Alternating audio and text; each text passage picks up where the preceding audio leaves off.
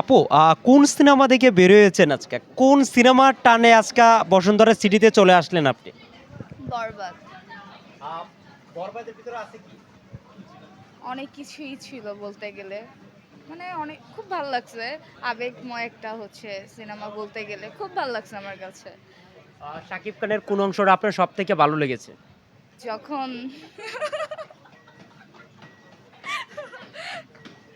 কি অবস্থা?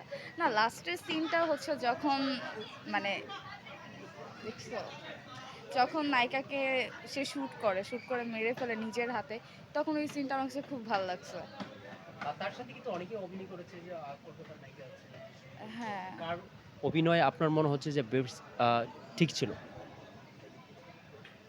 নায়িকা হচ্ছে মানে যিনি হচ্ছে মেন নায়িকা, তার নামটা আমি তো ভুলেই গেছি।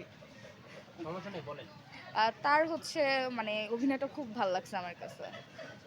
এখানে কিন্তু আরেকটা জিনিস দেখেছি যে আপনার অনেকেই কিন্তু টিকেট পাচ্ছে না বরবাদের হ্যাঁ, জন্য। হ্যাঁ। সেই জিনিসটা কেমন দেখেন? আমিও ফার্স্টে হচ্ছে ৪ দিন ঘুরে মানে টিকেট পাইনি। ওয়েবসাইটেও ঢোকা যায় না। অনেক খুব প্রবলেম কারণ এই ভিড়ের জন্য।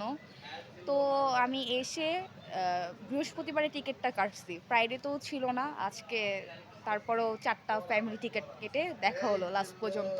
আচ্ছা আর কয়বার বরবার দেখা হবে আপনার? ইনশাআল্লাহ আরেকবার আসবো যদি টাইম পাই।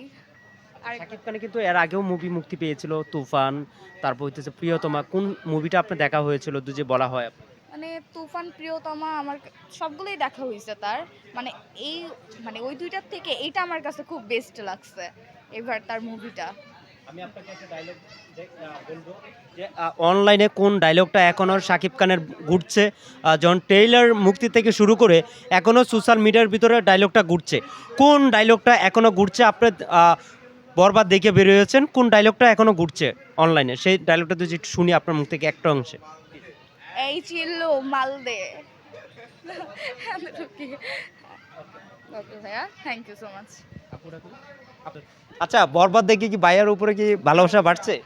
ভাইয়া বলতে কেউ নাই আমার লাইফে। হ্যাঁ, বাস্তব। না সত্যি কেউ নাই। ফিউচারে যখন আসবে তখন দেখা যাবে। আচ্ছা কবে হবে? অনেক লেট আছে ভাইয়া, অনেক লেট। আচ্ছা নিজের পছন্দে বিয়ে করবেন নাকি কেউ পছন্দ আছে আপনার কোনটা? নিজের পছন্দেই।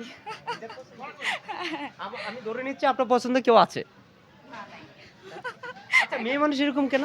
পছন্দ না থাকলেও কিন্তু যদি পছন্দ থাকে মিডিয়ার সামনে আসলে বলে আমার কেউ নাই, হ্যাঁ আমার কেউ নাই। একদমই না ভাইয়া, কখনোই না। না, যাকে ভালোবাসবো তাকে পাবলিকলি করতে তো কোনো প্রবলেম নাই। তাকে ভালোবাসি, এতটুকুই। অবশ্যই। আচ্ছা ঠিক আছে ভাইয়া, থ্যাংক ইউ সো মাচ।